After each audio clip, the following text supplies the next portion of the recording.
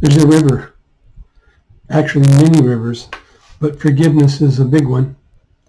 God sent us a river of forgiveness for us. But when we don't pass it on,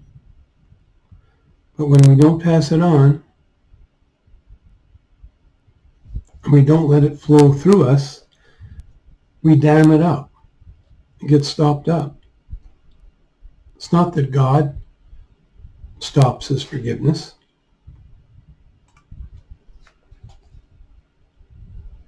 His forgiving ways, but we stop the power of forgiveness. We stop the flow that he wanted us to be like him, to be like him.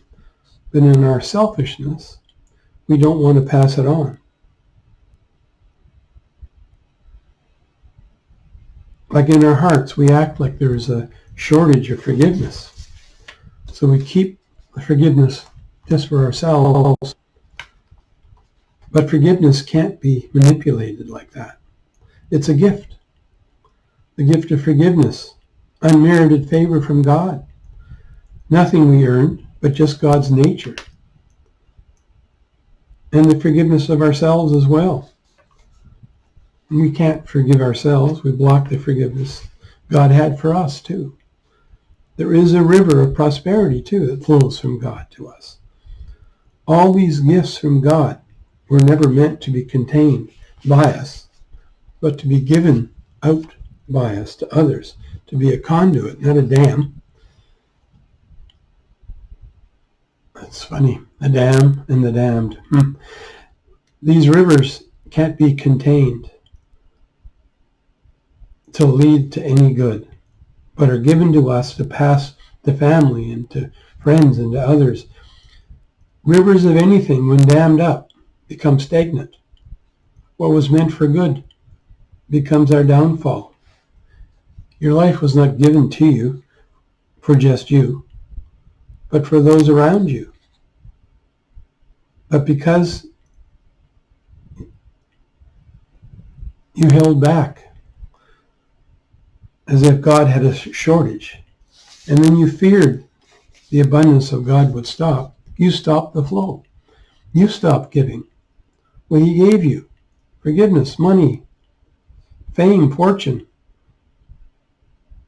So what was meant for good has been lost by the dam.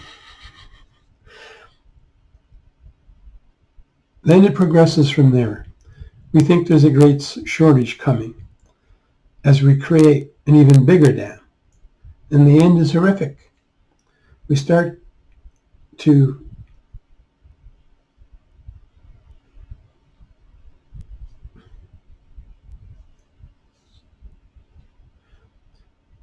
consciously think that others need to be eliminated so a few can survive.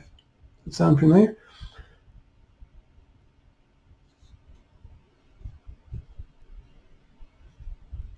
You euthanize. You condemn in your mind and your heart. It's a terrible ending. And God says there is no end of His supply. His blessings are unlimited if we just have faith. He created this world out of nothing, just faith. He believed for it, as He wanted us to live and believe. But it's never a shortage of anything, of only a shortage of belief, of faith, of doubting God that He has taken care of you till now. But He is stopping the flow now. No, it was never Him. He always had more than enough for us. But because we lacked the faith in God, His abundance was stopped by our dam. Our faith in His forgiveness and His abundant giving. And love. His love. His river of love. When we stop His river with unbelief, then His love and help ends. We dam His love up and not pass it on. So the love we had becomes stale and old, becomes smelly.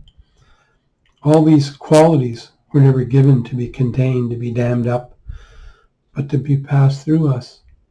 Forgiveness being a big one, because we are flawed human beings, imperfect, but yet God loved us, even in our imperfections. In fact, He made us not to be perfect. So enjoy your whole being. He never required us to be perfect. He didn't make us perfect. He is perfect. He didn't expect us to be perfect or the angels, but to believe in Him and His perfection.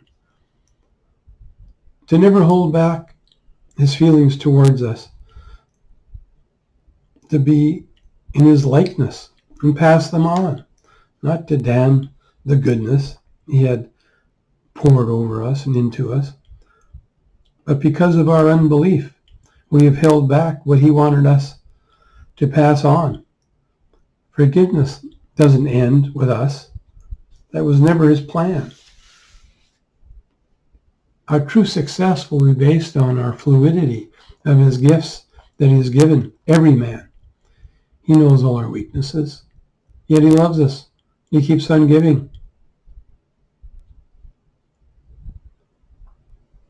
He would like us to choose to live by and like Him. He is our great example of how to live. And as He sees us in all our goodness and weaknesses, yet He forgives us in how He wants us to live and not judge others in the wrong way. He always loves us. He doesn't love what we do all the time, but His example, He wants us to pass on, to be godlike. We will never be God, but we can be godlike. We can resemble Him. We can reflect Him. Even the gifts, for example, forgiveness, can be used to lord it over others. But that is not how God intended it. I forgive you because I'm better now than you. That's not godly forgiveness. Every gift has the potential for good or evil. When gifts are used to manipulate others, then they are no longer gifts but chains.